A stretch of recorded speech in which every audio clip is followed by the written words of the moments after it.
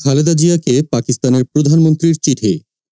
BNP chairperson Khaleda জিয়াকে শুভেচ্ছা ও সুস্থতা কামনা করে চিঠি পাঠিয়েছেন পাকিস্তানের প্রধানমন্ত্রী শেহবাজ শরীফ। রোববার ২ ফেব্রুয়ারি বিএনপির মিডিয়া সেলের সদস্য সাইরুল কবির খান গণমাধ্যমকে জানান, বিকেলে পাকিস্তান দূতাবাস থেকে বিএনপি চেয়ারপারসনের কার্যালয়ে চিঠিটি পৌঁছায়। চিঠিতে ৩১ জানুয়ারি তারিখে লেখা এক বার্তায় শেহবাজ শরীফ বলেন, আমি আপনার স্বাস্থ্য সমস্যা সম্পর্কে জানতে পেরে উদ্বিগ্ন। আমি আপনার সুস্বাস্থ্য ও মঙ্গল কামনা করি। আল্লাহ আপনাকে সব অসুস্থতা থেকে রক্ষা করুন এবং দ্রুত সুস্থতা দান করুন।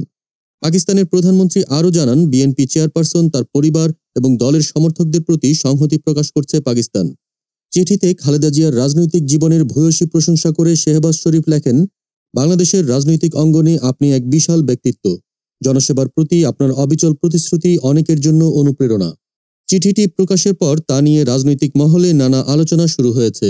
খালেদা জিয়ার অসুস্থতা নিয়ে দেশ বিদেশের বিভিন্ন মহল উদ্বেগ প্রকাশ করলেও পাকিস্তানের প্রধানমন্ত্রীর এই শুভেচ্ছা বার্তাকে বিশেষভাবে গুরুত্ব দিচ্ছেন রাজনৈতিক বিশ্লেষকরা। দেশ জগৎ ডেস্ক নিউজ।